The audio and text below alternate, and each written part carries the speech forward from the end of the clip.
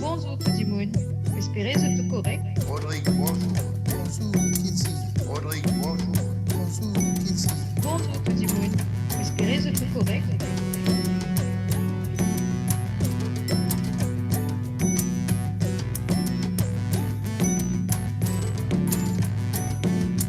Bonjour tout le monde. Espérez que c'est correct. Rodrigue, bonjour. Bonjour, Kitty. Bonjour tout le monde. Espérez que c'est correct. Bonjour, Kitty. Rodrigue, bonjour. Bonjour tout le monde. Espérez que c'est correct. Rodrigue, bonjour. Bonjour, Kitty. Bonjour, bonjour. Bonjour, Kitty. Bonjour, bonjour.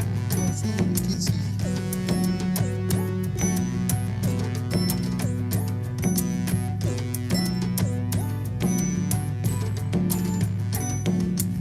Bonjour tout le monde. Espérez que c'est correct. Rodrigue, bonjour. Bonjour, Kitty. Bonjour, bonjour. Bonjour, Kitty. Bonjour tout le monde. Espérez que c'est correct.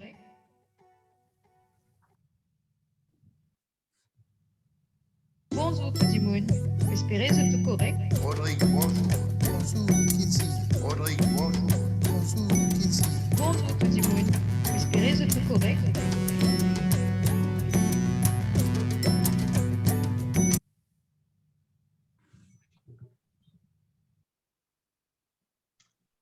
Bonjour tout le monde. Moi, j'espère que vous tout correct aujourd'hui. Je m'appelle Avinash Mithu et je souhaite vous la bienvenue. Nous tous dans Undp, nous disons un grand merci pour accepter de venir aujourd'hui avec nous pour le lancement de nos Accelerator Lab. Comment vous connaissez? Ce lancement-là peut faire au Zoom et qu'il peut faire aussi au Facebook. Donc, pas hésiter, quitte commentaire, dis-nous comment vous avez envie de travailler avec nous, dis-nous des codes ça vous été. Pas hésiter. Mélanie, tu en penses quoi? Bonjour Avinash, bonjour à vous tous. Moi, c'est Mélanie, exploratrice au sein de notre laboratoire d'accélération. Nous sommes très heureux de vous avoir parmi nous aujourd'hui pour notre lancement officiel. Veuillez utiliser la boîte de discussion Zoom ou la section commentaires sur Facebook pour nous faire savoir d'où vous nous rejoignez. Mesdames et messieurs, nous allons maintenant commencer notre voyage. Merci. Ayushi, à toi. Thank you, Melanie. Thank you, Avinash. Hello, everyone. Welcome. Thank you for joining us today for the official launching of the Mauritius and Seychelles Accelerator Lab. We hope you're as excited as we are. My name is Ayushi. I'm the head of solutions mapping in the Accelerator Lab here in Mauritius and Seychelles. Just to let you know that we won't be able to hear or see you, but rest assured that we encourage your active participation throughout the session. If you're joining us on Zoom, use the chat box to let us know where you're joining us from. If you're watching us on Facebook, you can let us know in the comments. We're excited to have you here and we hope that you'll enjoy the session. The UNDP Accelerator network has existed since 2019 and it is growing and fast. Let us play a short video to give you some more context as you start to settle in. Thank you.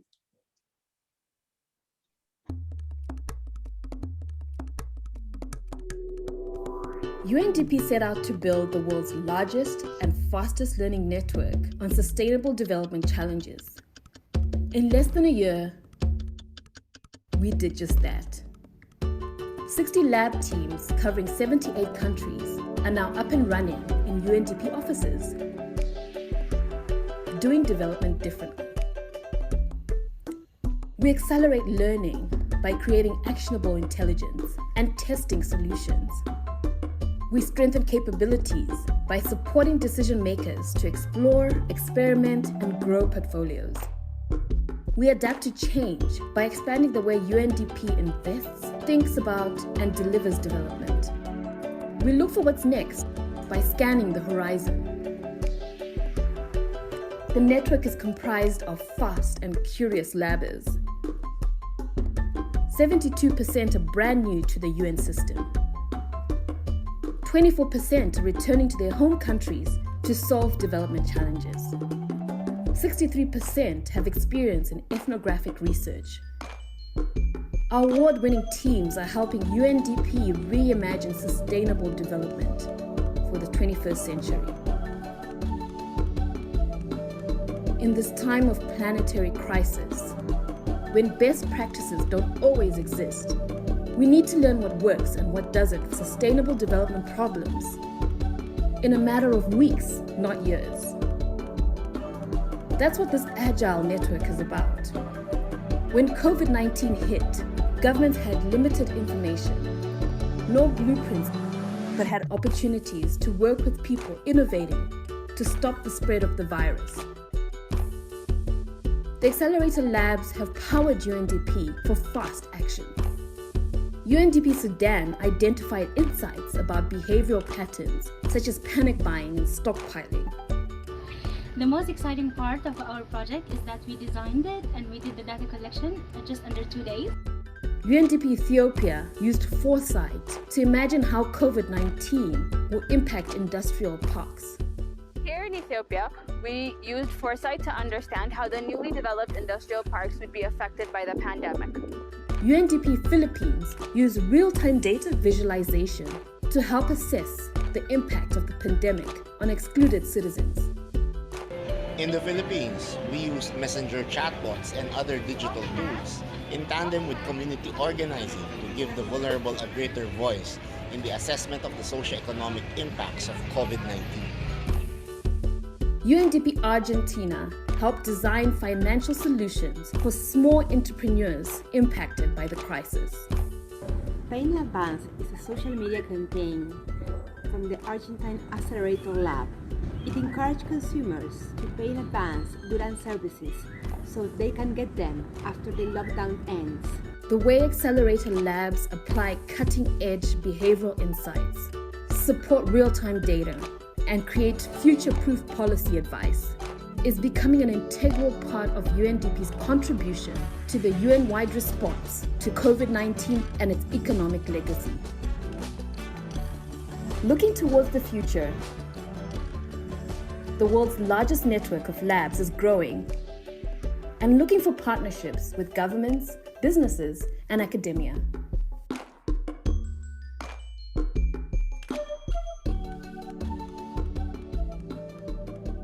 Join us.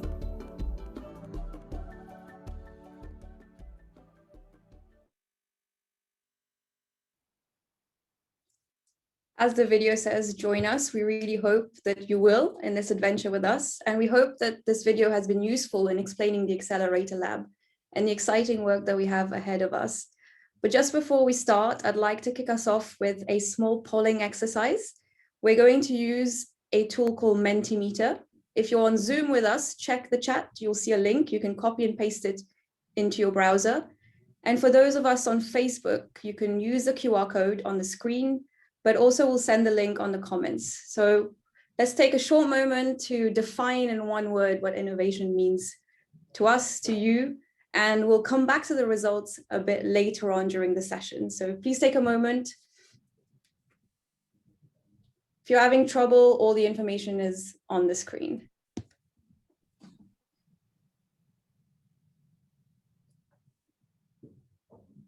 I hope that this short moment should have been enough. For now, though, I would like to welcome our keynote speaker. We're delighted to have with us Professor Anil Gupta. Professor Gupta has founded the Honeybee Network 33 years ago and set up Srishti Gyan and the National Innovation Foundation in India. He believes that the hidden potential of innovations from grassroots, when unleashed and complemented with innovations for grassroots, can transform societies and make them more inclusive and sustainable. Over to you, Professor Gupta. Good afternoon, friends. I'm so happy to be with you. When the Mauritius and the Seychelles UNDP Acceleration Lab are being launched. And what is most gratifying is the spirit with which the labs are being launched. And I will share with you some of the insights that Honeybee Network has gained, both from people within our country, but also from more than 109 labs with whom we have had interactions over the last year. One thing on which I would like to draw your attention is, what do? We look for oddity, the oddballs. You look at this swan, she's following a trend different from everybody else. She's not following the trend, she's bucking the trend and she's moving in a different direction. Innovators often deviate from the mean, from the average, from the common way in which people move and solve problems. They see something different. They see something which is also different. The way they see it's different, and what they see is also different. That's the reason why they are innovators. And what do? The Honeybee Network tries to give voice visibility, and velocity to the inclusive, frugal innovations from grassroots and also for grassroots. We need both. From meaning what people do themselves, grassroots communities solve problems on their own, and for meaning institutions, professionals, scientists, policymakers, they try to solve problems. So what do? A nameless, faceless person comes in contact with the network, gets an identity.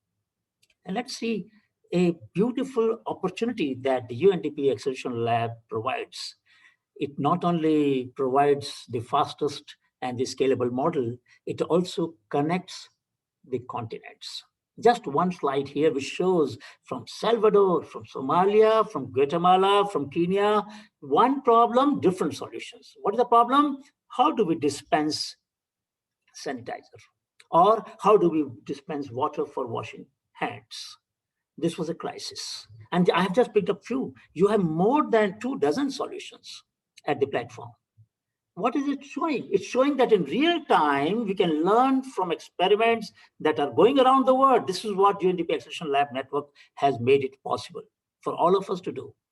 So it is connecting continents. And it's very important that these solutions have been developed by people independently most of the time, simultaneously. And that's what the strength of grassroots innovation is. These innovations emerge simultaneously when a same challenge is posed by the conditions that are there in the environment, by the market, by the state. And we do learning walks. In an island, you can also have boat rides. We search innovations, we spread innovations, we celebrate innovations, inviting innovators for a meeting to the lab, to the department, to the ministry, which is working with that sector. And listening to them sometimes gives a great recognition. You know, this is one of these non-monetary incentive. We just listen to the innovator and there's an incentive. They get highly motivated and sense the unmet needs. And I will share with you a work that as Mauritian Research Council has done, Research and Innovation Council has done, beautiful work that they have done. And I think we need to pay attention to that. So what are we trying to do? We are trying to learn, we are trying legitimize. That's what Mauritius and Seychelles labs will do. They will augment the platform for learning, leveraging, linking, and legitimizing. And in this process, they will be making connections within this region, but also across the region. And that is the beauty of this lab network, UNDP Extension Lab Network, that you find a solution somewhere else. And you know, recently we did a workshop where we joined, and the colleagues from their lab were also there, and they found solutions in different countries which could be useful for Mauritius or Seychelles. And that's the beauty, that not all solutions must emerge from my own country, from my own region, from my own community. Obviously not possible. But then in the real time, if we can cross-pollinate, that's what Honeybee does, we can save the cost of discovering these solutions. So a change not monitored is a change not desired. So policymakers, I've been seeking their attention that, you know, people have practices. These practices, through a process of mapping, testing, validation, and dissemination, replication, can be linked to the policy and also can become supported by the institutions. So we need to create a network of processes, practices, processes, policies, and of course institutions, which will all align to create an inclusive ecosystem in this country. Now, when we do this all, and this lab is being launched today, that's why I put this slide today, learning from those who know, that is what the slogan of the day is. And I really appreciate this, because learning from those who know, and those who know are not only in the labs, are not necessarily in the big institutions, not only in the big corporations, learning from those who know, they're also at the grassroots level, at the community level. And we need to pay attention. I would like to show a few examples from Mauritius Research and Innovation Council. It gave a call last year for fast-track innovative projects to counter the pandemic that was emerging. And not only it gave a call, it invited proposals and sanctioned and dispersed the amount. That's powerful. So I just take two examples. In silico identification of new antiviral pharmacope. Now, this is a problem which even large countries have not yet been successful. So it doesn't matter what size of the country is, it is what size of imagination is, what size of dream we have. And I'm so happy to see this. I picked up this because this is where the knowledge of the people can be harnessed to develop solutions that could be universally applied, because that's what this project intends to do, and it has been funded. Another project, how do we take care of our senior citizens during the home confinement, because they will be quarantined many times. They will not be able to move around. So large number of such solutions were developed from different kinds of institutions. Future Female Invest used some spatial mapping of community vulnerable level. Of various kinds of participants were brought. And what were they trying to do? They were trying to find accessible solutions, affordable solutions, and making them available. Recently, one of our very famous cardiac doctor, Dr. Shetty, very dear friend, made a statement. He said, what is not affordable is not a solution. Beautiful, isn't it? We call something solution only when it can be afforded, but afforded by whom? Not just by the people, by the consumer, but also by the nature. That's where the circular economy comes in. That's where the sustainability comes in. That we must not pay attention only to the affordable solutions. You know, a sachet of one rupee or 1 cent is very affordable. But then the cost of collecting that piece of plastic from all the islands and all the parts of the country, Mauritius and Seychelles, will be very high. In our country, from 650,000 villages is very high. So it is affordable, but only by the consumer, not by the nature. So we must look at the solutions that are accessible, that are affordable, both by consumer and by the nature. And of course, they are available in real time, at odd hours. People work whole day, and the working class people, they will get time only in the late evening. And if the services are closed at that time, even if things are available, they will not be able to make use of them. And if they have to make use of them, they will have to forego the wages for one day. So how do we make sure that people who are working in the daytime can get services, essential services in the night? There are many places in our country where effort has been made. I'm sure it might be there in your country too, where vaccination is now available round the clock in certain cities. And that's very good, because if you're busy whole day, don't lose your day. Come over to us, we will provide you in the night. And that might be a very good way of reconsidering the way services are provided, that the accessibility, availability, and affordability will have to be realigned. This is an interesting triangle that I want to draw your attention. Innovation, investment, enterprise.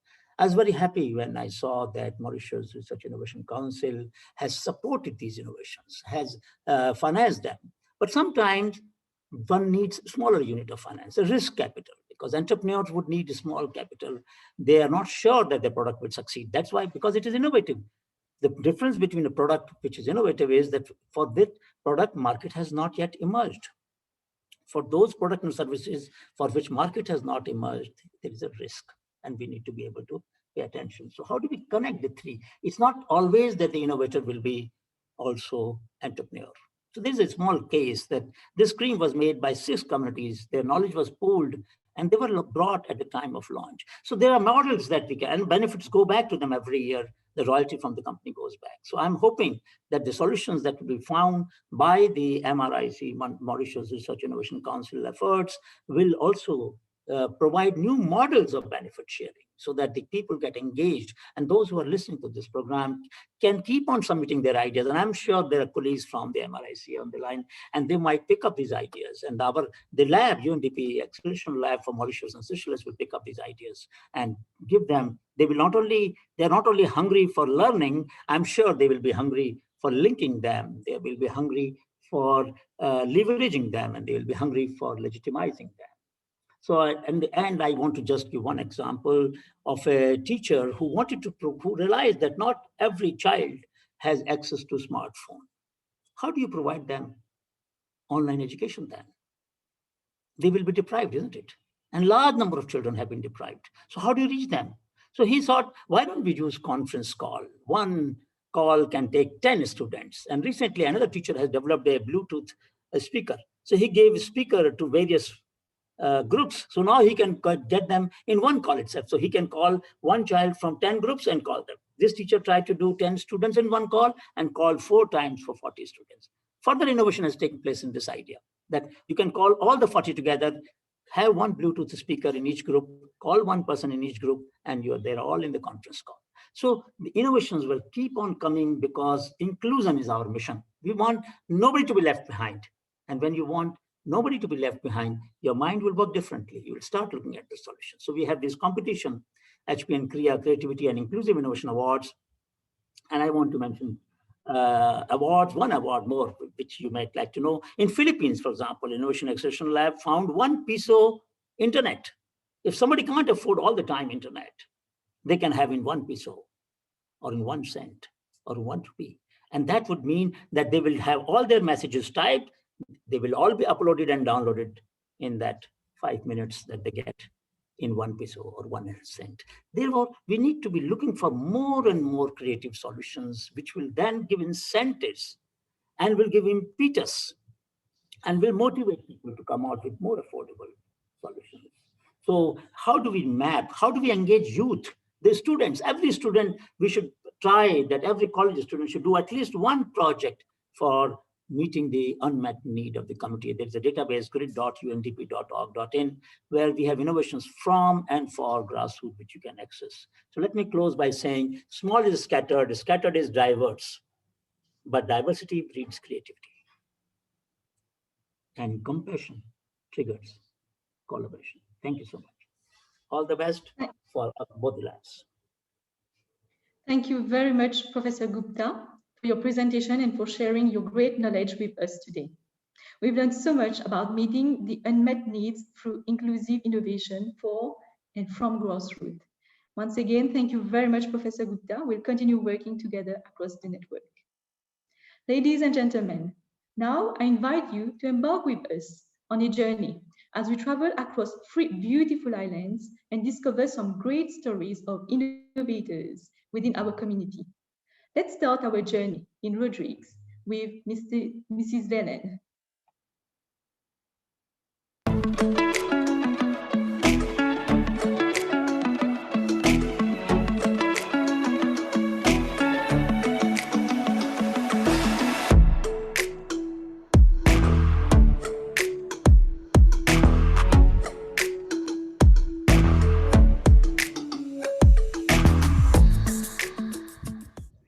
Présentement, Verlaine Saint-Pierre, née et grandie à Rodrigue, directrice du Centre de formation agricole Frère Rémy. Et le but qui nous verse à l'école là, c'est pour développer compétences des enfants qui participent passer dans 6e, qui tient en échec scolaire.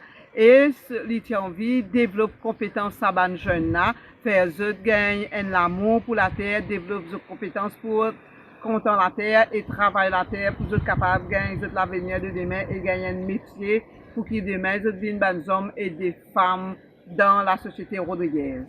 Au début même, nous commençons avec 5 jeunes. Aujourd'hui, nous arrivons jusqu'à 44. En tout, les jeunes qui nous forment, il y a à peu près 525 qui aujourd'hui dans la société, avec cette formation, ils font plusieurs métiers et les professionnels que vous été, même si vous n'êtes pas dans l'agriculture, mais la formation humaine, civique et religieuse qui nous donne ici, ils ont dit faire ça et vous êtes capable de prendre la vie en main. Et ben formateur tout le temps vous êtes en formation, je demande une formation et nous gagnons une formation aussi avec ben pédagogue qui sorti depuis la France pour former nous et nous avons une option qui nous est qui ben formateur encadré en apiculture, aviculture, quiniculture, culture en plein champ, élevage porcin, l'espace vert et horticole et fleuriste, la cuisine. J'ai anciens élèves, j'essaie ouvert l'entreprise comme un snack et dans Roland et dans Jean Daniel. Là, j'ai essayé d'acheter des produits, acheter des légumes avec les autres anciens élèves qui cultivaient, qui élevaient poules, disaient tout ça là, j'ai acheté et dans Tamen qui ouvert l'endroit côté qui vend des légumes pour des légumes plus en proximité. Mais je fais une économie circulaire entre les autres et dans Clifford aussi qui prend des jeunes sous sa responsabilité pour montrer aux autres comment faire jardinier un peu dans la cour et en même temps cultiver pour des gens que d'autres peuvent travailler comme jardinier. Et d'écouter l'énergie renouvelable tout le temps, moi je peux réfléchir, me dire comment nous donne ban cochon à Rodrigue, mange, ban manger concentré. Et puis, comme à déchets là, c'est vrai, nous peux servir comme compost. Mais moi, je suis capable de rendre un petit peu plus rentable. C'est pour ça, depuis 2001, nous avons fait un essai à fond la bonté pour nos chers élèves. Nous avons fait un biogaz, et nous faisons en ciment. Après, ici, nous refaisons un petit polymon qui a envie de faire ça l'expérience là. Ici, nous faisons en fibre pour nous capables d'utiliser ça déchets qui sont sortis dans le parc cochon là. Nous faisons l'énergie renouvelable, nous transformer pour faire biogaz pour nous capables d'utiliser au lieu de coupe du bois dans le bois pour qu'ils mangent les animaux. Nous capables d'utiliser ça biogaz là, ça du bois là, il reste vivant et pour l'écologie. Et puis aussi, nous faisons une première avec déchets porc, là nous faisons une deuxième avec déchets poules. Maintenant, je dis que nous pouvons ramasser de l'eau la pluie, nous autonomes en eau de pluie, mais qui fait nous pas capables de ramasser aussi le soleil, ça joli soleil qui est dans le côté de nous tout le temps. C'est pour ça que nous avons décidé pour nous mettre photovoltaïque, et ça photovoltaïque là produit l'électricité pour nous capables pomper de l'eau pour de l'eau, nous faire de l'eau descendre par gravité pour nous capables arroser nos bandes plantes. Alors, toi, Mélanie, me pose une question. Comment toi, avec l'équipe à Maurice, l'équipe des laboratoires, capable d'aider-nous pour que le centre reste toujours vivant et progresser dans ce domaine qui nous peut aller là, dans l'énergie renouvelable, et vient vraiment un exemple pour Rodrigue et un exemple pour l'océan Indien. Bonjour Miss Vélène, je suis extrêmement content aujourd'hui de nous faire joindre grâce à la technologie. Tout d'abord, laissez-moi remercier vous pour le témoignage et le joli partage. Ça me permet de nous voyager avec vous. Le Centre de formation agricole Ferremi a une contribution importante à Rodrigue. Rodrigue vit parmi elle-même plus petite île de l'océan Indien, mais est en avance dans beaucoup de domaines, tels que la préservation de l'environnement, restauration de l'écosystème marin, comment une bannir le sac en plastique sur l'île. Nous avons beaucoup à apprendre d'eux autres. Vous êtes d'accord avec moi que tout ces îles, nous avons beaucoup de choses en commun. Nous avons une activité économique les plus ou moins similaires.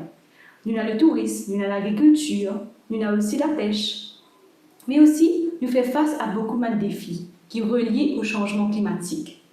Nous avons une catastrophe naturelle telle que le cyclone, nous avons l'inondation, nous avons la sécheresse qui affecte nous. Mais je pense que le Centre de formation agricole Ferremi peut faire les choses différemment. Pour répondre aux questions, Miss Vélène, comment le centre est capable de continuer reste vivant? Comment il est capable de continuer progresser dans le domaine de l'énergie renouvelable? Mais aussi, comment le centre a servi de modèle pour Rodrigue et à travers l'océan Indien? À travers le témoignage, nous découvrons comment on peut intégrer l'énergie renouvelable avec l'agriculture et l'élevage. Man jeune, quand je peux passer à travers le centre, je peux gagner une formation complète. Une formation qui peut aider de la société, quand je peux gagner un travail demain, ou bien quand je commence une activité. Et ça, à travers eux, pour continuer à garder le centre vivant. Ensuite, le centre a beaucoup d'idées novatrices. Il y a aussi beaucoup de recherches qu'ils ont fait. Et là, mon rôle en tant qu'exploratrice au sein du laboratoire d'accélération, j'ai identifié mes défis, mais aussi mes opportunités.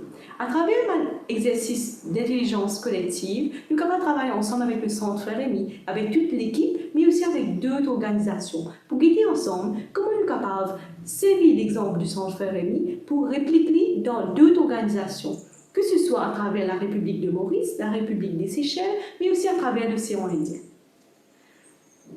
Miss Hélène, je suis sûre que vous êtes d'accord avec moi que la pandémie a créé une crise économique très importante. Il y a beaucoup de gens qui sont capables de se retrouver sans emploi, qui sont affectés dans cette pandémie-là. Est-ce que le Centre Ferremi est capable d'une une plateforme pour le reskilling ou bien le upskilling? Ce qui veut dire, est-ce qu'un gens qui perd son emploi est capable de venir au Centre Ferremi, apprendre un métier pour être capable de recommencer une vie professionnelle, gagner une autre activité qui peut permettre de gagner un revenu décent pour lui et pour sa famille? Aussi, le centre est capable de servir aussi d'une plateforme de connaissances générales pour les gens qui ont envie d'apprendre c'est quoi l'énergie renouvelable et aussi l'agriculture et l'élevage et comment ça marche bien ensemble et comment ça est capable aussi d'assurer une sécurité alimentaire pour eux et pour Rodrigue. Vous pensez qu'il y a encore beaucoup d'exemples et aussi, Miss Hélène, monsieur, qu'il y a beaucoup d'idées innovantes, beaucoup de recherches qu'il est capable de faire ensemble avec vous et l'équipe. Et là, mon rôle en tant qu'exploratrice et ensemble avec mon collègue, nous capables d'aider le centre Frérémy. Maintenant, laisse-moi partager avec vous, qui pareil comme le laboratoire d'accélération pour la République de Maurice et la République des Seychelles, nous avons aussi plus qui 10 autres laboratoires qui peuvent faire un travail formidable dans les autres petits États insulaires. Par exemple, dans Sicile Caraïbes, il y a une équipe qui peut faire une recherche pour guetter comment capable préserver la mer, mais aussi créer une activité économique qui est reliée à la mer. Mais nous avons aussi à apprendre des autres laboratoires qui ne sont pas couverts dans Sicile. Un exemple, c'est Namibie, qui est situé sur le continent africain. Lui, il y a une équipe là-bas qui peut travailler avec ma organisation, mais aussi avec mon innovateur, pour guider comment capable servir algues comme un aliment pour ma volaille, surtout pendant la sécheresse. Est-ce que c'est ma solution-là, c'est ma recherche-là, est capable de répondre à mon problème ou bien mon défi qui affecte Rodrigue, Maurice et Seychelles? C'est un type de question-là, moi, avec mes collègues, Ayushi et Avinash, nous sommes capables d'analyser, décortiquer, mais aussi tester et améliorer pour adapter dans nos contextes. Nous sommes capables d'aider nos bureaux, programme des Nations Unies pour le développement, afin qu'ils nous renforcent nos projets et aussi, ensemble, atteindre nos objectifs pour le développement durable avant 2030. Merci infiniment, Miss Velen et l'équipe, pour le temps et le témoignage aujourd'hui. Nous souhaitons une bonne continuation dans une activité.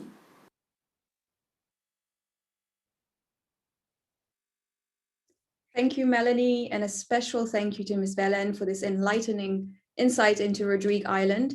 It's so great to see so many innovative solutions to help us move towards the greener economy that we would like to see. How about we hear from our audience what they think on this? We will use Mentimeter once more, another poll coming your way. Please follow the link you see on your screens. You'll see the link on your chat box as well. Just copy and paste it and let us know what renewable energy measures do you think is more suitable for sustainable agriculture. We'll take a short moment for you to do that.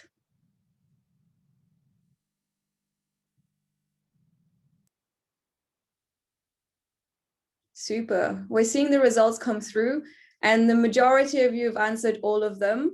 It's so clear that there are many, many alternatives available to us and we'll have to use all of them.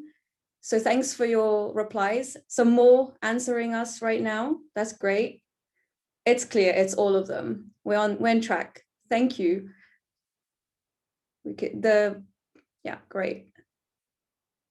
Let's now take a tour across the islands. We've just traveled to Rodrigue. We now come back to Mauritius. We will hear from the brilliant Rebecca Espitalier-Noel. She's the co-founder of Foodwise Mauritius, about how we can tackle something as complex as food waste on our island.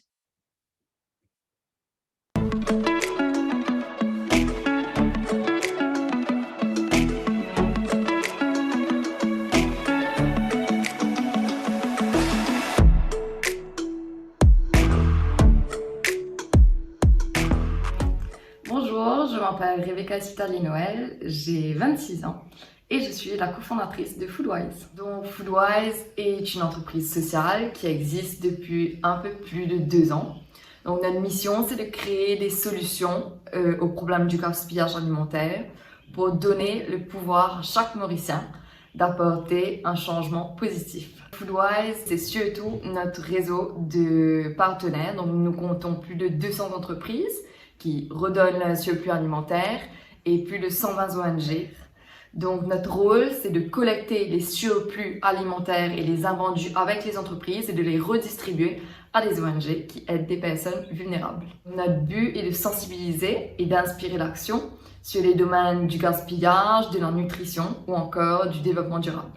Notre troisième pilier est d'empower les bénéficiaires comme les ONG afin de permettre plus d'inclusion sociale et professionnels notamment. Nous voulons pas seulement créer des modèles qui ont un impact social et environnemental, mais aussi économique.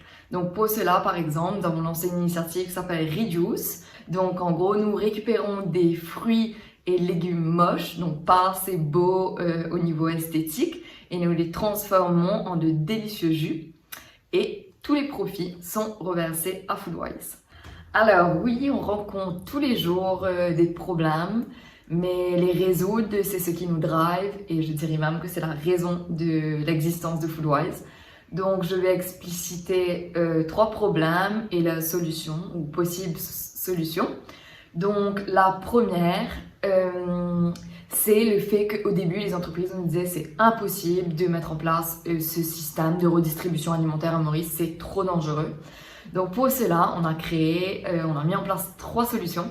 Donc, la première, c'est qu'on a créé un cadre légal bilatéral, donc entre les ONG et les entreprises, donc pour que les ONG, leurs bénéficiaires, signent une décharge de responsabilité, donc un disclaimer, pour enlever la responsabilité de l'entreprise et la prendre sur elle.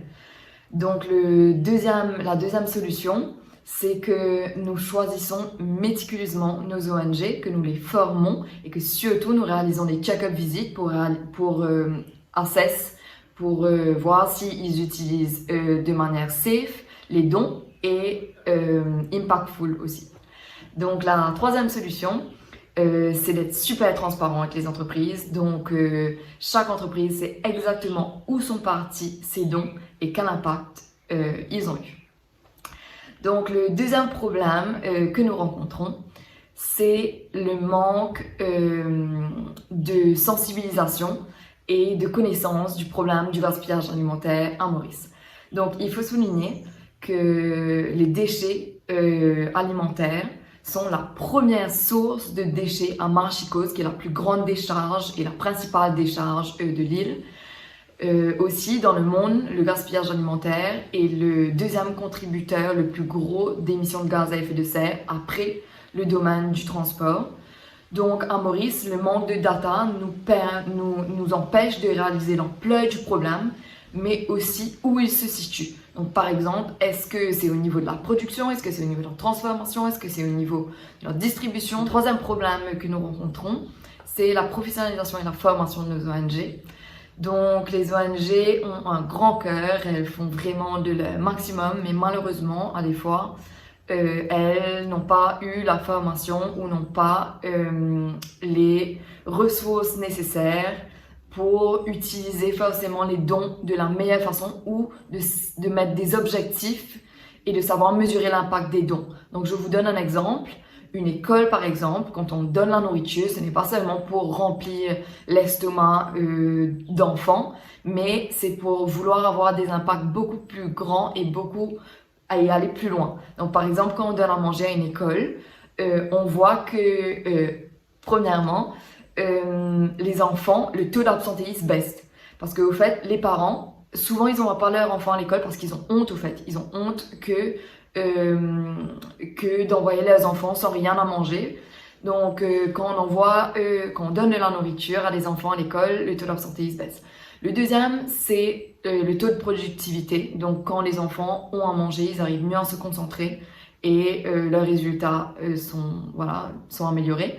Et le troisième, c'est quand on donne à manger aux enfants, les parents sentent qu'on prend soin de leurs enfants, donc ils sont beaucoup plus impliqués avec les professeurs, par exemple. Donc peut-être une question pour vous au niveau de l'Accelerator Lab. Donc nous avons explicité quelques problèmes. Comment vous pensez que le Accelerator Lab peut aider Foodwise, mais en général Maurice, à résoudre ces problèmes? Merci Rebecca de nous avoir présenté le concept de Foodwise. Le travail que vous faites est essentiel. Merci aussi pour ta question. Je vais essayer d'y répondre au mieux.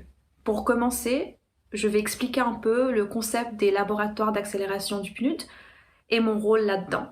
Alors pour Maurice, Rodrigue et les Seychelles, je suis responsable de Solutions Mapping, qu'on peut traduire par cartographie des solutions. Une des idées fondatrices des laboratoires d'accélération, c'est de comprendre que celles et ceux qui vivent les problèmes au quotidien sont le plus à même de trouver des solutions. Mon rôle est d'aller à la rencontre de ces personnes sur le terrain pour répertorier les solutions qu'elles ont développées et appliquées face aux problèmes. Une des approches que j'utilise, c'est le sense-making. Le sense-making peut se faire avec plusieurs acteurs confrontés de près ou de loin aux problèmes. Par exemple, avec les communautés affectées ou même les responsables politiques. Je teste ainsi l'hypothèse selon laquelle les solutions qui sont développées locales sont parfois plus durables et utiles que d'autres solutions toutes faites, mais qui ne prennent pas en compte la réalité du terrain. Pour revenir à Foodwise, je vais prendre l'exemple de 2 problèmes évoqués. Le premier est celui du manque de données sur le gaspillage alimentaire à Maurice, et le deuxième concerne la formation du personnel des ONG. Le gaspillage alimentaire est un phénomène mondial. Beaucoup de personnes à travers le monde ont certainement dû se retrouver face à des situations similaires. Dans ce cas, nous faisons appel à notre réseau de 91 laboratoires d'accélération à travers le monde, avec l'idée de croiser les solutions testées dans différents pays. En l'occurrence, en Bosnie et Herzégovine, le laboratoire d'accélération a soutenu un projet qui consiste à développer un système de gestion de nourriture qui met en avant des produits dont la date d'expiration est proche et de les proposer à un prix réduit dans des rayons dédiés dans les supermarchés. Ils ont aussi répertorié ces points de vente dans une application mobile. Mais ce n'est pas uniquement un problème de côté des commerces. Il va falloir aussi sensibiliser la population. On peut imaginer un projet pilote qui chercherait à savoir si des ménages accepteraient de consommer des produits dont la date d'expiration serait dépassée, mais qui restent toujours consommables. À partir de cela, on peut essayer de comprendre les critères qui sont pris en considération pour consommer le produit ou le mettre à la poubelle. À partir des données et des résultats récoltés, on peut commencer à traiter la question de la formation du personnel des ONG afin qu'ils puissent se fixer des objectifs plus précis. La réduction du gaspillage demande un changement à plusieurs niveaux. Au niveau de l'approche, du discours, des habitudes, des capacités, afin d'arriver à provoquer un changement culturel. Pour revenir à l'approche des laboratoires d'accélération, on ne prend jamais une idée comme une solution toute faite. On va d'abord la tester à petite échelle, on va même en tester plusieurs sur le terrain pour enfin déterminer lesquelles fonctionnent le mieux et lesquelles appliquer à une plus grande échelle. Tout ça, c'est qu'un début. L'Accelerator Lab fonctionne avant tout comme un réseau d'apprentissage. On reconnaît qu'on ne peut pas avancer seul sur les objectifs de développement durable et qu'on a besoin d'apprendre les uns des autres. J'invite celles et ceux qui nous écoutent à nous rejoindre par leurs idées et par leurs actions.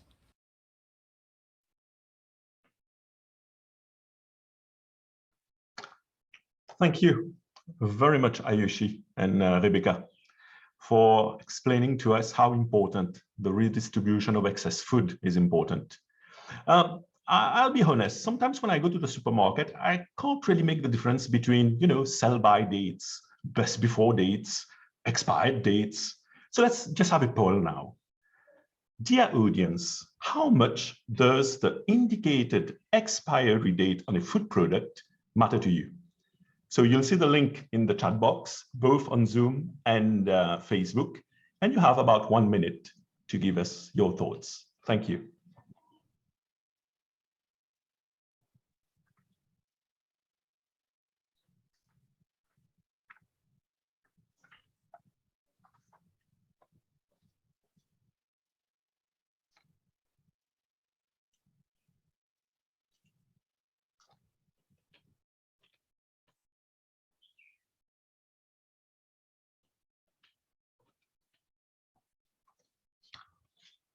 Well, we can see the result coming in real time. So it would seem that 2 out of 3 among us believe that looking at the date is actually extremely important. And this is something obviously which is true for most of us, as indicated in the results. But one thing which is important is that technically speaking, some food stuff can still be consumed even though the sell-by date has already happened. Of course, we cannot have a blanket approach for all food products because we are talking here of the health of people.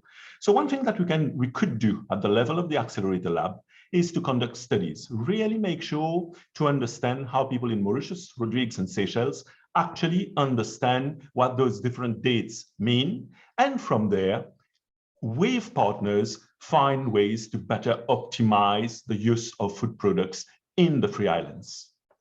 Thank you. So let's continue our journey now. We have been to Rodrigues first, then we have returned to Mauritius, and now we're going to continue our journey across the Indian Ocean. Ladies and gentlemen, you have now reached Seychelles. And our guest is Craig Franco, a prominent member of the Victoria Hub of the Global Shapers community. Craig is going to explain why it is important to empower young people.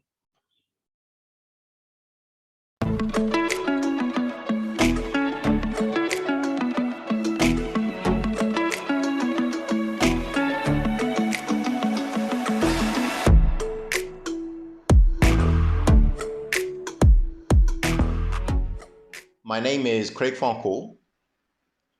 I am British born, but I would consider myself to be a fiercely proud Seychellois. I decided around 5 years ago that I wanted to move out to the Seychelles.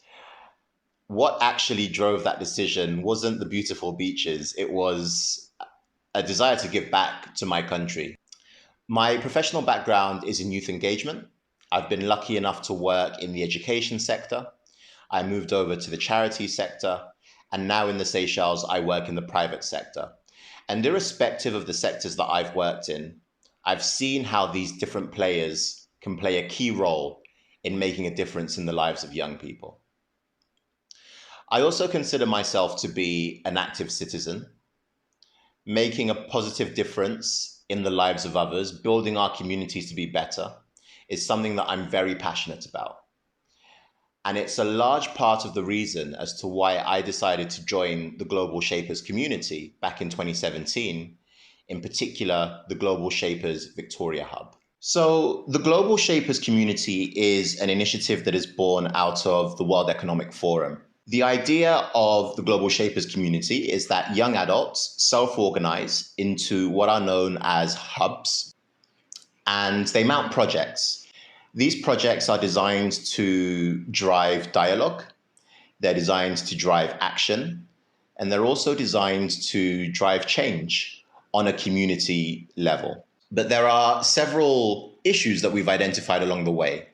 We have identified that our young people have the potential, but they may lack the knowledge to get to where they want to be. Some of them lack skills. Some simply lack that confidence. And young people also sometimes lack the networks.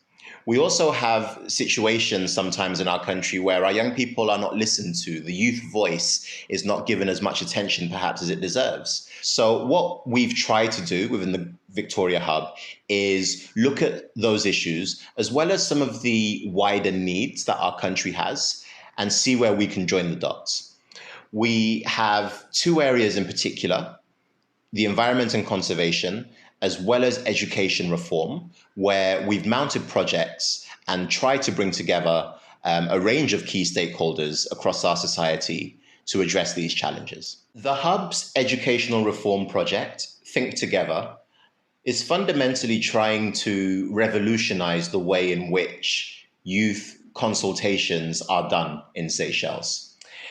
This project aims to bring together key stakeholders, young people directly, schools, as well as community leaders, to rethink and reimagine the offerings that young people have, both within and outside of the education system.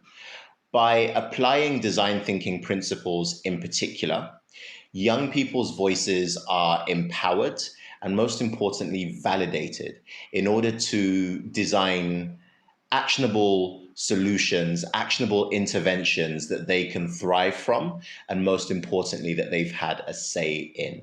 Also, the Hub is currently in the process of delivering its biggest ever project, the UNDP funded Environmental Youth Leadership Program. This program aims to empower and equip the next generation of teenagers to become socially and environmentally conscious leaders. These are skills that are very much needed for the future of our country. We're doing this by designing an engaging program that will be run during the school holidays over the next couple of years that brings together key and unusual stakeholders from the private sector, from schools themselves, from the conservation sector, thinking specifically of conservation NGOs, as well as key government entities, to put on an offer that is experiential, that is interactive, and that is engaging for our young people. So through these two project examples alone, the Victoria Hub is really trying to bring together key stakeholders to address some of the pertinent issues of our time: education, employment, the environment and conservation, equity and inclusion. These are major issues, and these are not issues that are unique to Seychelles. These are issues that exist across many small island developing states, particularly within our region. So, given the complexity of these issues, Avinash, I have to ask you, do you think it's about time that we all work together to begin to address them? Thanks, Craig. You're spot on. Easy problems have been solved. The complex issues which we are now facing require a different approach altogether. Sustainable development is clearly the best development strategy to make sure that future generations meet their needs.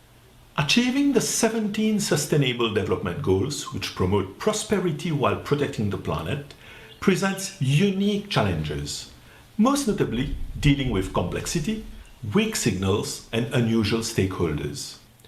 In today's world, which faces global challenges such as climate change, COVID-19, and socioeconomic uncertainty, achieving sustainable development requires adopting a different philosophy altogether. A single entity such as Undp, or any other organization for the matter, cannot possibly know everything. It's not about one anymore. It's about many, and we need to learn from each other. This is why Melanie and Ayushi and I aim to bring all innovators, the real drivers of change, and their grassroots experiments to the forefront. We hope to be able to build a comprehensive portfolio of experiments which can then be implemented at the national and regional levels by our partners. We want to make sure that what we learn from the most promising experiments and innovators finds its way into the various programs of the UNDP. As head of experimentation, I aim to ensure that different people, be it in government, in the private sector, in NGOs, etc., can work together outside their traditional silos. As you mentioned, Craig, all islands of the region, whether it's Mauritius, Rodrigues, or Seychelles, face very similar problems, be it in education, employment, the environment and conservation, equity and inclusion. It is indeed crucial that we find ways to work together. Of course, this will require a change in mentality. We don't always like to work with others. In fact, sometimes we don't really trust each other. So we will have to establish trust among ourselves, but I am confident that we, the population of Mauritius, Rodrigues and Seychelles, are all good and competent people, and we can work together. We want to prepare a better future for the generations to come.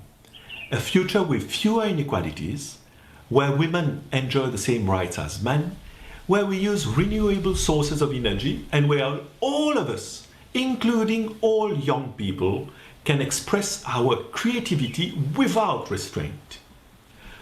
But we do realize, as you rightly pointed out, Craig, that younger people are not always listened to. At the level of the Accelerator Lab, we are here to listen to everyone, irrespective of age, gender, origin, creed, language, or level of education.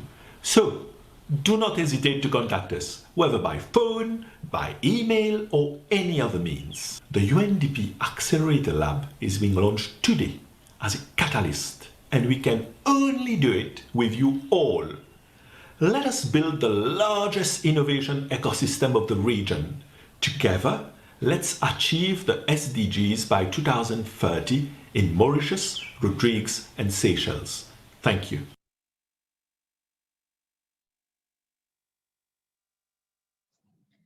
Thank you very much, Craig and Avinash. It was a very insightful sharing on youth and their contribution to the community. Following on what Craig said about youth voices not being listened to, we would like to know your views, ladies and gentlemen. With regard to sustainable development, to what extent are young people listened to? Please follow the link in the Zoom chat box or in the comment section of the Facebook to vote. We want to hear from you.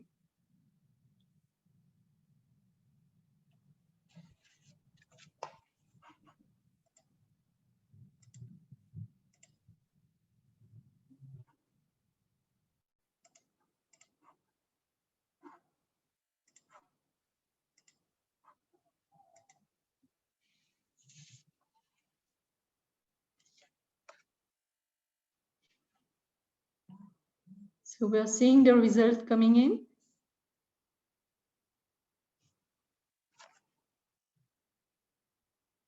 We'll give some more seconds to everyone from Facebook and also here on Zoom to vote with us.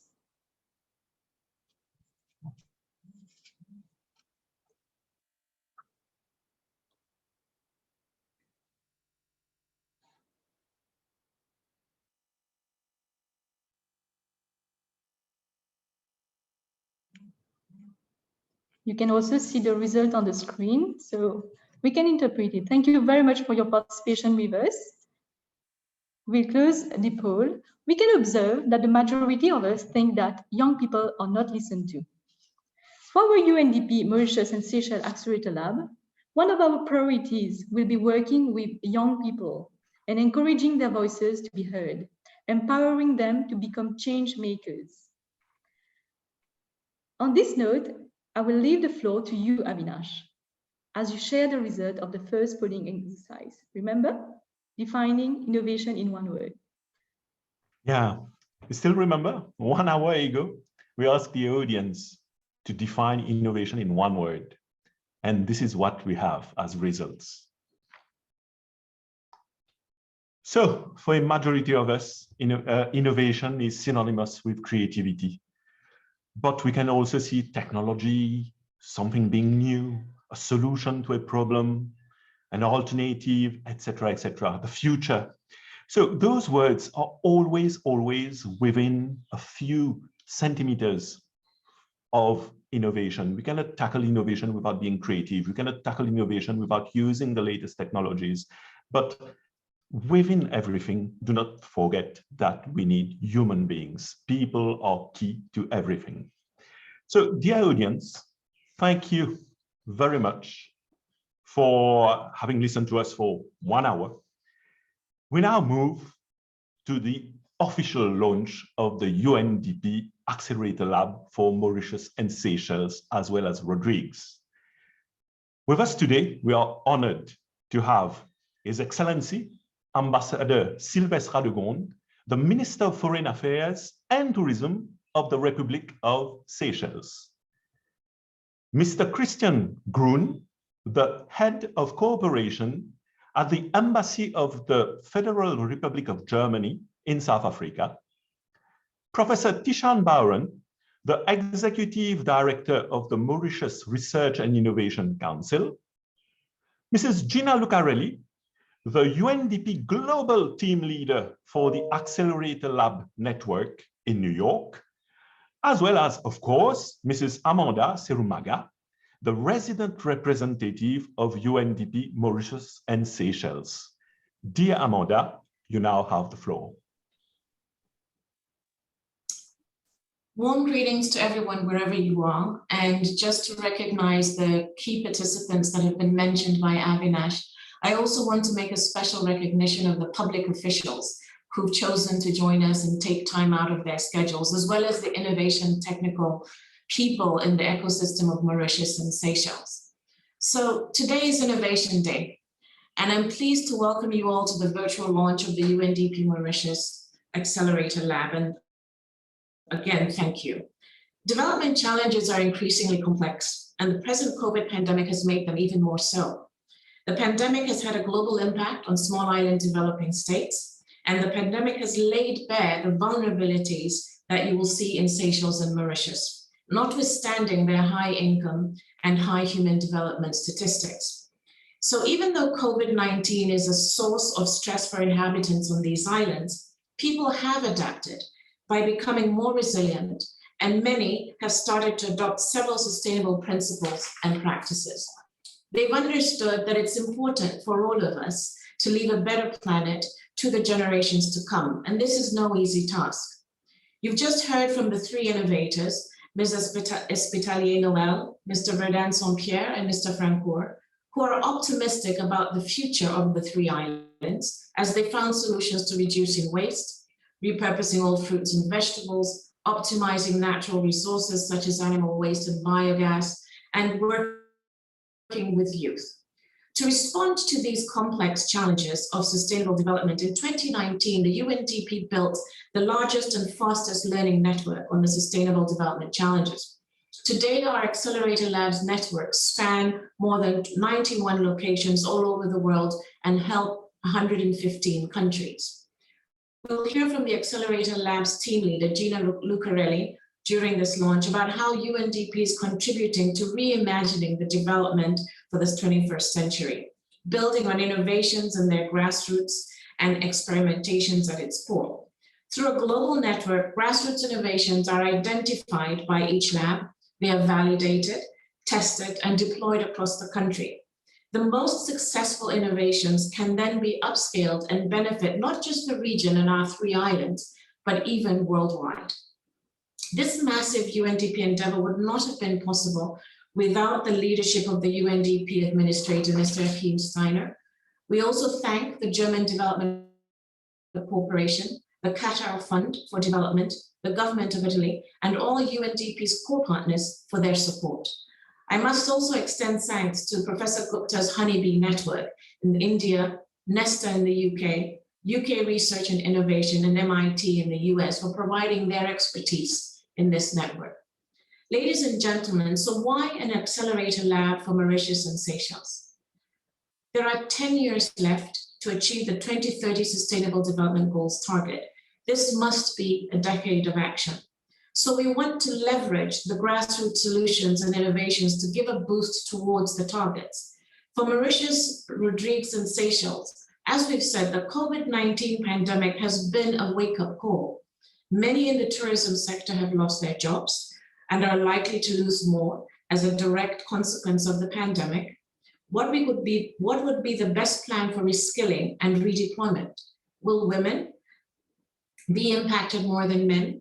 How can women become active players in, say, the sustainable on-grid photovoltaic electricity generation sector as part of green recovery? These are the kinds of questions that the lab will explore, map grassroots solutions, and experiment. They will need to be fast and curious. One of the tasks of the lab team will be to reach out to all innovators in the Mauritius, Rodrigues, and Seychelles Islands and build a comprehensive database of solutions. They will invite people, especially uncommon actors, to embrace that idea that their innovations are fundamental to the future of the country, the region, the African continent, and indeed the world. UNDP, throughout its long history, has collected an enormous amount of wisdom, but there's even more wisdom on the ground if we want to bring meaningful change.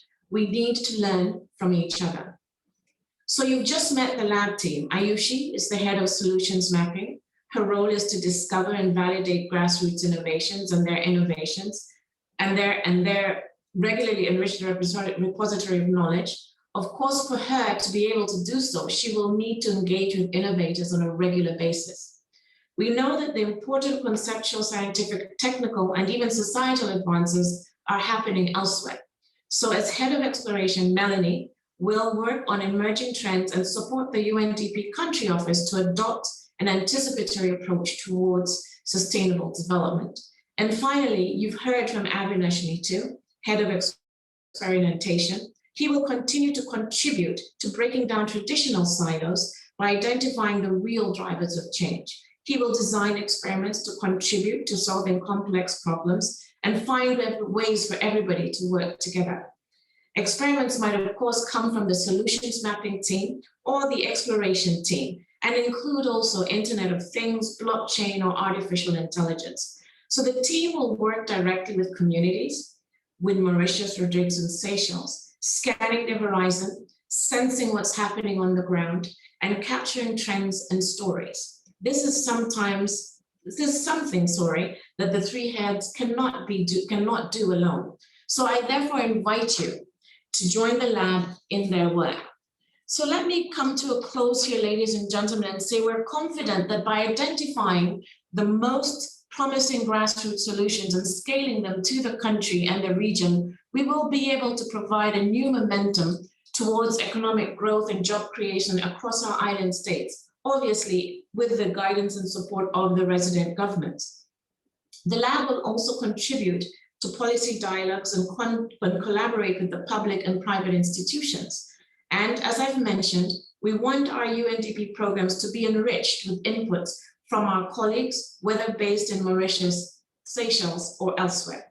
So today's event is an important milestone for the two countries. And in closing on this UN World Creativity and Innovation Day, allow me to quote the UNDP administrator, Mr. Steiner, who said 1 month before the COVID pandemic started, "This is not the end of the future. It's just the beginning of the next future. Our future starts today. Let us all build the largest and fastest learning network in Mauritius, Rodrigues, and Seychelles." And I thank you for your attention to my brief remarks.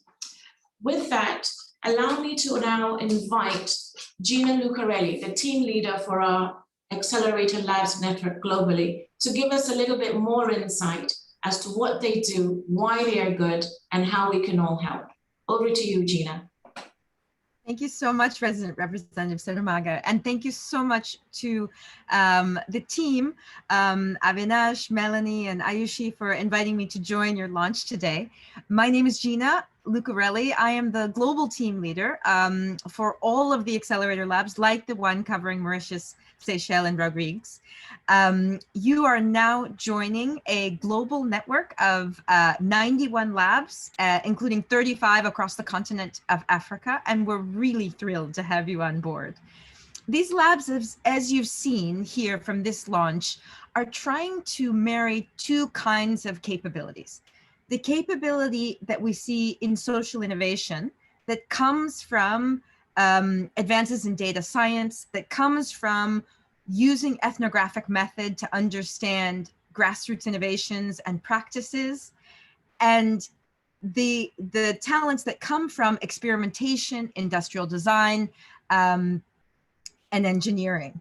We're pooling that with the expertise in human and sustainable development. So the experts on biodiversity, the experts on poverty reduction, et cetera.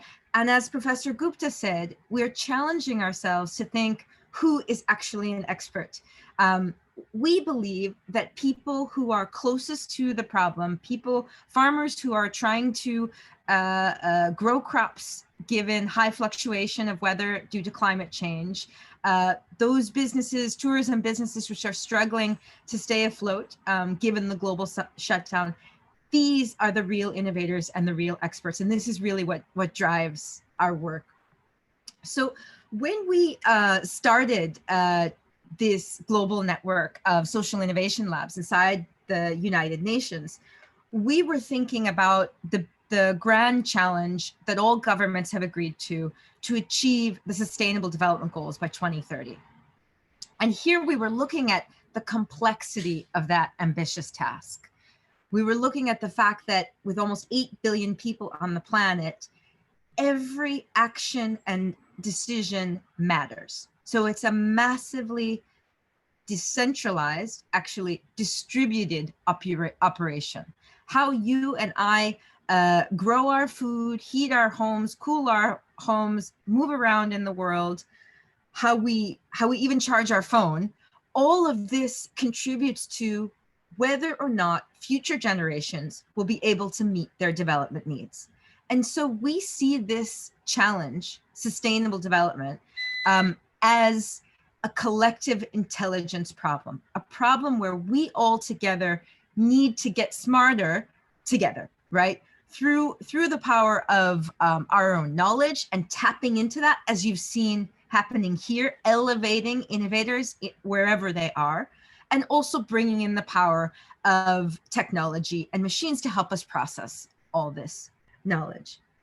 Now, we've focused today on the impacts of the COVID-19 pandemic, and certainly before the pandemic, when we look at our prospects for achieving the Sustainable Development Goals, we were, optimistic, cautiously optimistic at the time. Now, looking at where we are, we know that things are off track. That for the first time in decades, global poverty is on the rise. There's an expectation that deaths from malaria in sub-Saharan Africa will increase by 100%.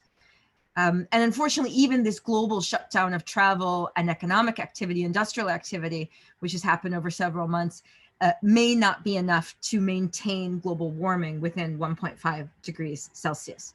So now more than ever, we need the innovations, we need the experimentations coming from those colleagues like we've seen in Rodrigues and working on biomass and working on food waste. We need to elevate this experimentation and the way they're working and bring their ideas to bear on the achievement of the Sustainable Development Goals. We only have 9 years left, so we need to get going. And we're very, very much looking forward to the contributions of this Accelerator Lab. And as Avinash said, the whole innovation ecosystem across the region to this global endeavor. So with that, I'd really like to thank you again for allowing me to join your launch today. Really, really thrilled to be here and to learn from where you all are starting out. Thank you very much, Gina. And it is a pleasure to listen to you in regard to the fact that knowledge can be found almost everywhere, and we need to be nimble in accessing that. Before I pass on to the next speaker, I'd like to actually acknowledge the presence and the participation of the UN Resident Coordinator, Her Excellency Christine Umutoni, who is also joining this launch. And I think it's important to mention that because as we've talked about all the external partners and communities that we're going to work with, we should also remember that in Mauritius, there are 4 United Nations resident agencies and about 2 in Seychelles. But in addition to that, there's around 17 that are accredited to both islands. So in that respect, we also hope to be able to tap into the knowledge, experience, and experimentation of our UN sister agencies. Now, as we move on, I'd like to invite Professor Thisod Bahuran from the Mauritius Innovation Council, who will give us a little bit of a perspective around innovation in Mauritius. Over to you, Professor. Very good afternoon, everybody. Thank you, Amanda. And it is a pleasure for me to be here today amongst yourself. And I would like to thank the UNDP and notably Avinash to invite the MRIC to give, I would say, a sort of vision regards to what we are doing at the MRIC. Today, indeed, is a very good day as we celebrate the World Creativity and Innovation Day. It's a very good day to speak about innovation. And this is what matters for the MRIC. Just to give you what MRIC has been doing before 2019, we were the Mauritius Research Council, the MRC. And in September 2019, with our new mandate, we became the Mauritius Research and Innovation Council. So it transitioned to MRIC. MRIC is the apex institution which in fact promotes, coordinates, and develops research and innovation. We are a funding agency for research, development, and innovation. We, at the level of the MRIC, our vision is in fact with regards to the development and sustainability of innovation. And with our new mandate, we are now more focused towards the industry. Before 2019, we were funding mostly academic projects. And after 2019, we are now much more focused on the industrial aspect and indeed taking on board all academic initiatives, which in fact would, I would say, help or assist industries to move ahead with their innovation endeavor. So we have now currently 7 schemes which are targeted towards these endeavors.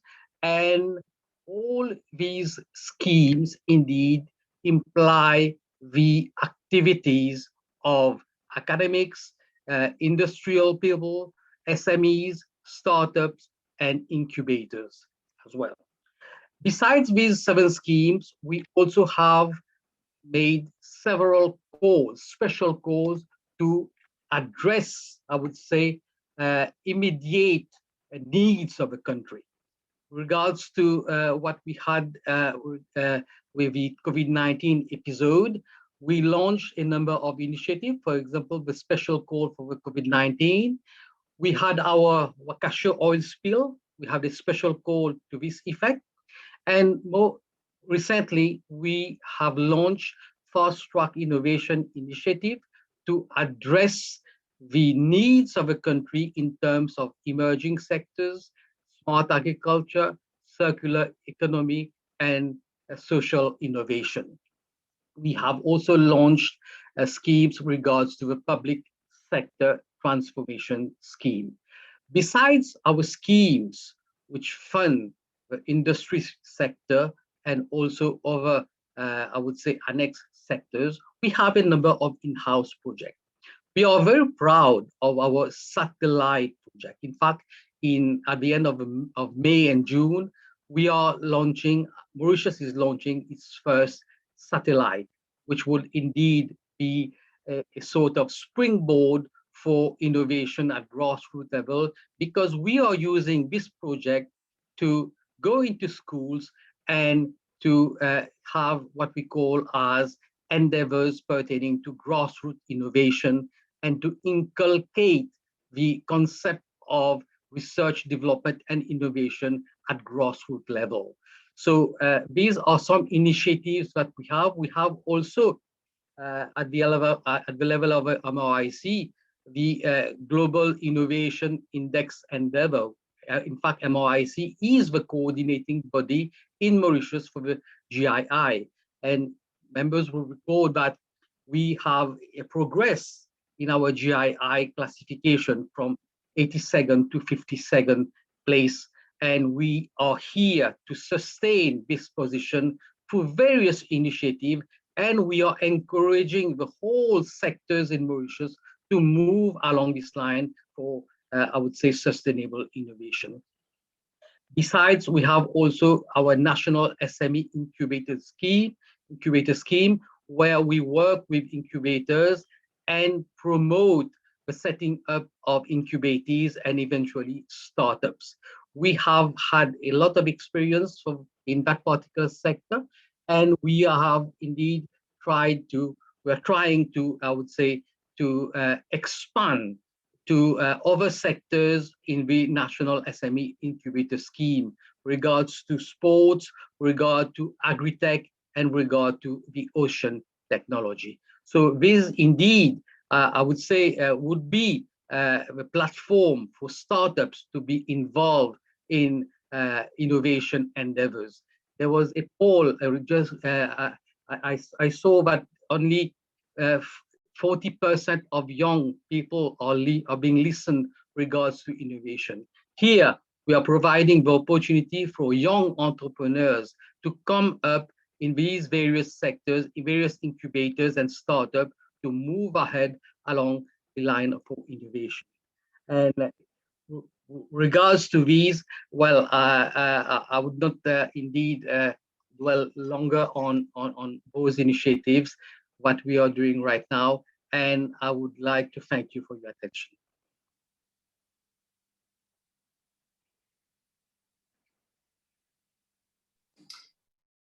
Thank you very much, Professor. It's gratifying to hear you speak to us, responding very clearly to the issue about youth, startups, innovation. In fact, one of the queries we had received was that SMEs faced a pressure point in terms of financing. And it's good to hear that, in fact, the Mauritius Innovation and Research Council is doing just that, providing seed finances. But of course, the Accelerator Lab of UNDP hopes to be able to also find more ways of bringing resources to the thinkers and the doers at the grassroots.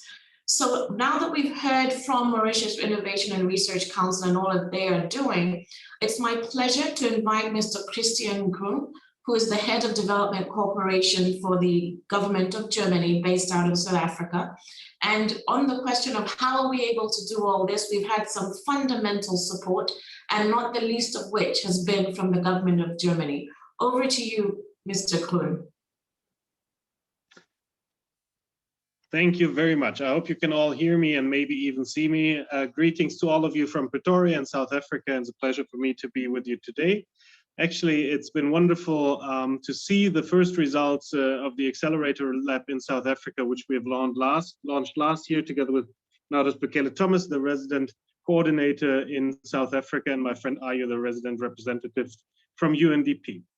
Well, Honorable Ministers, Excellency, distinguished delegates, ladies and gentlemen, it has been mentioned before, and I have to say it again, based on the current trends, we will not be able to reach most of the SDGs by 2030. It is less than 10 years away, and if the current trends continue, 90% of the poor will be living in sub-Saharan Africa, left behind as a result of civil wars, a growing digital divide and climate change, and not the least, the effects of a global pandemic. That is why the region with the utmost priority has to be the African continent. And against this background, we need to move beyond business as usual in accelerating our efforts and supporting innovation in view of accelerated SDG implementation. And that exactly is why we as German government are backing UNDP's Accelerator Labs network as one of its core partners with 30 million euros, approximately $34 million over a 3 years period. As core partners for the Accelerator Labs, we are assured in our support, since UNDP builds upon solid expertise and existing experiences in innovation and acceleration at the local level, which will be brought to global scale with a lab networks approach. And we have heard today many of the very impressive collaborations with the innovative and accelerating local level networks. Together with UNDP, our joint hope and aim for these Accelerator Labs is actually threefold. First, the Accelerator Labs are grounded in our common conviction that solutions that exist at the margins are not marginal, and scaling up local solutions and innovations therefore offer much potential benefit in further realizing the 2030 agenda. In that way, the Accelerator Labs should help to identify trailblazing solutions for the future.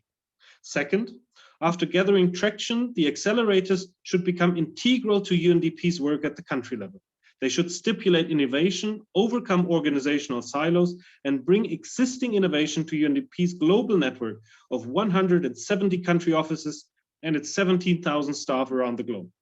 Working that way, the Accelerator Labs should also deliver the interdisciplinary approach that the 2030 agenda requires. And third, the Accelerator Labs should serve as a bridge to private sector, bringing in companies that have a developmental impact beyond their core business, by training professionals beyond their own needs, improving infrastructure or working conditions in the country. UNDP, we believe, does essential work in a world that is changes, and where we see that countries are increasingly turning their backs on multilateralism. Achieving the SDGs is a global challenge that we can only tackle and achieve through concerted action as a global community.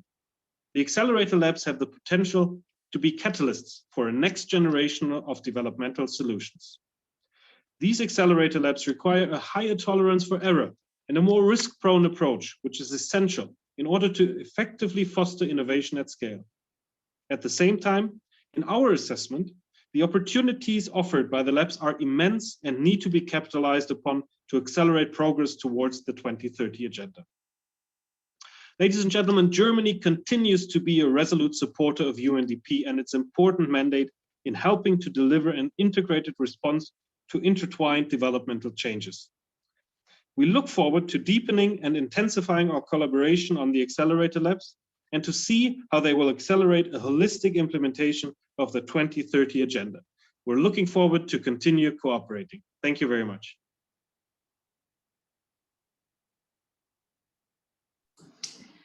Thank you very much, Mr. Kroon. I recall the support of Germany at the very beginning of the labs with only 60 labs, and it's a pleasure to see the lab network continuing to grow, but also the support of Germany continuing to take the path along with UNDP.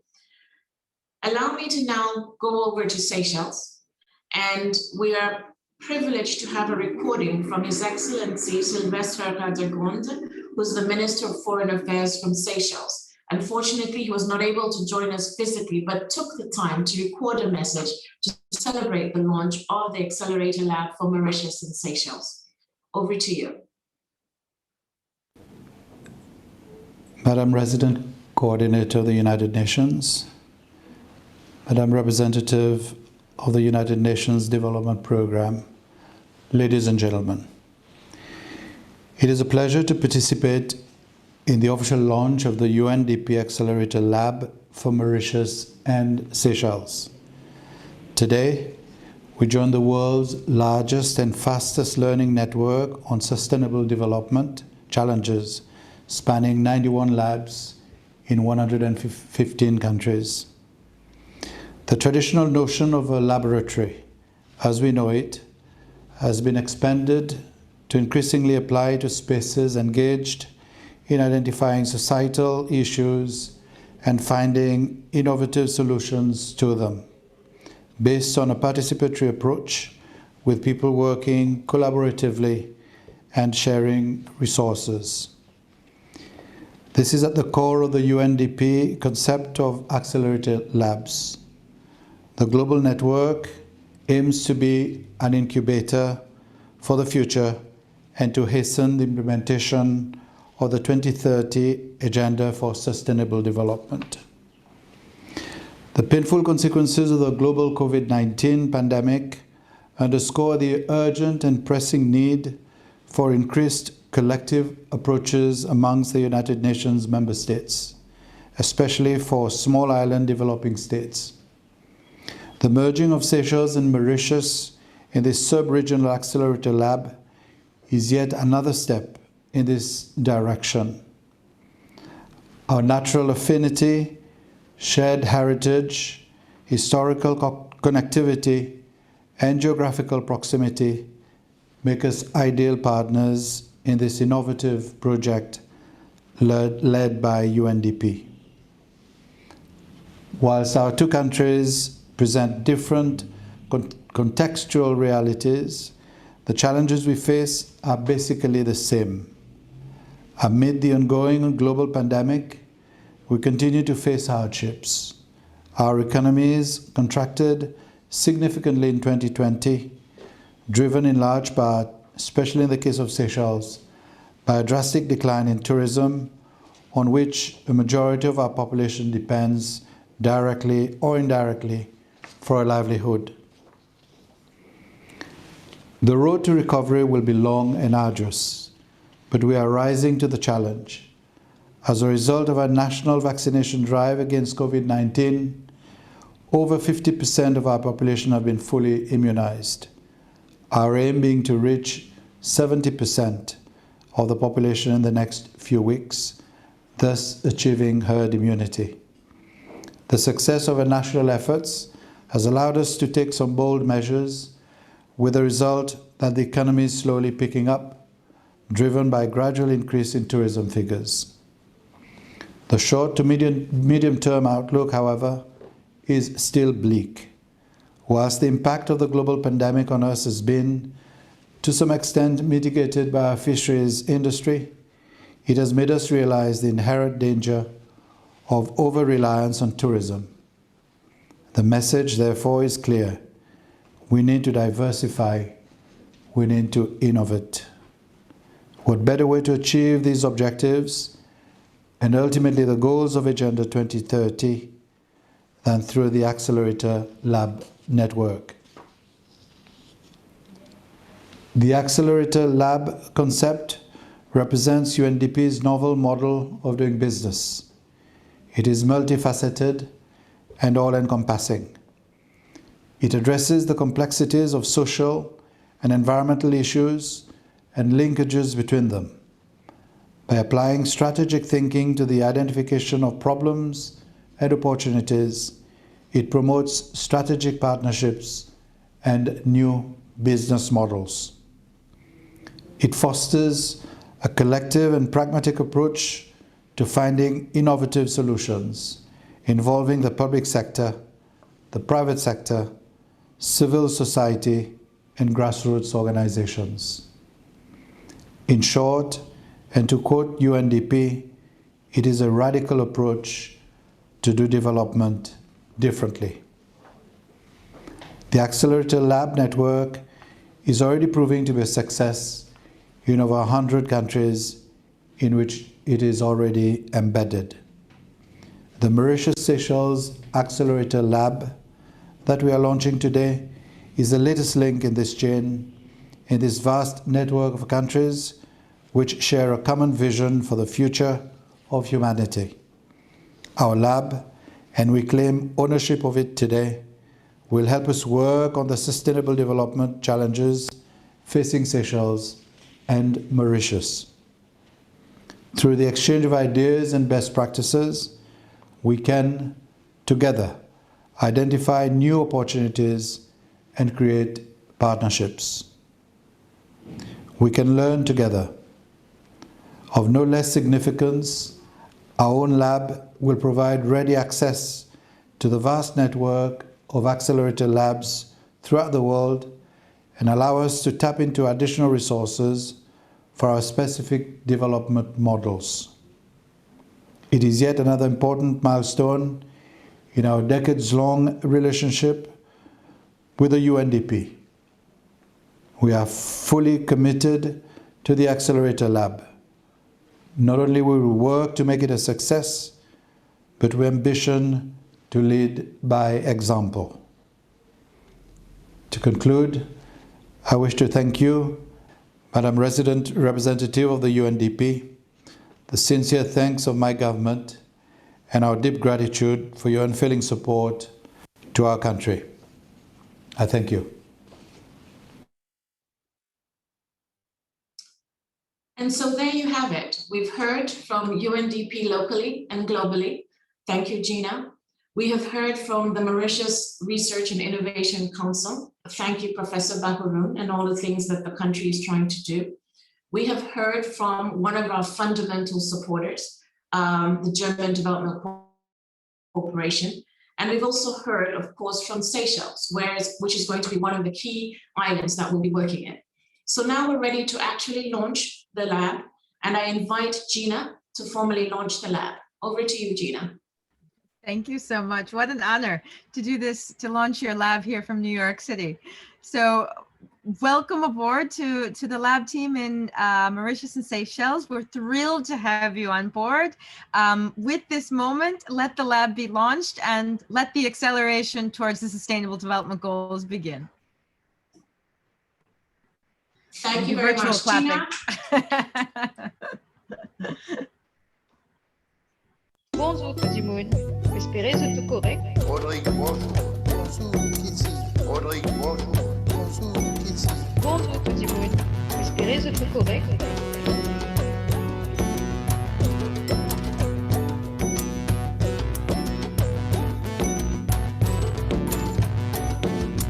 Bonjour tout le monde. Espérez c'est tout correct. Rodrigue, bonjour. Bonjour, Kitty. Bonjour tout le monde. Espérez c'est tout correct. Rodrigue, bonjour. Bonjour tout le monde. Espérez c'est tout correct. Rodrigue, bonjour. Bonjour, Kitty. Bonjour, bonjour. Bonjour, Kitty. Bonjour, bonjour. Bonjour, Kitty.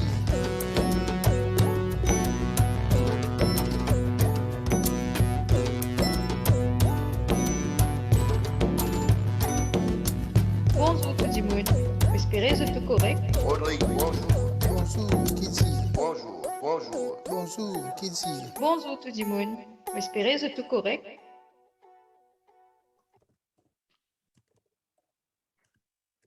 Vous êtes encore là? Il arrive là, vous êtes déconnectés. En tout cas, merci de tout. Vous avez participé avec nous pour le lancement de Accelerator Lab. À partir de ce là, il y a beaucoup de travail qui nous a fait ensemble. Merci encore une fois. Merci à vous tous d'avoir répondu présent à notre invitation aujourd'hui. Restez à l'écoute, travaillez ensemble avec nous, prenez contact avec nous pour continuer à apprendre ensemble. Merci beaucoup. Thank you everyone for having joined us today. Thank you, Professor Bowron. Thank you, Professor Gupta. Thank you, Amanda, Gina, Mr. Grun, all of our wonderful speakers. And thank you also to our great audience who've joined us on this journey. Hope to work together soon.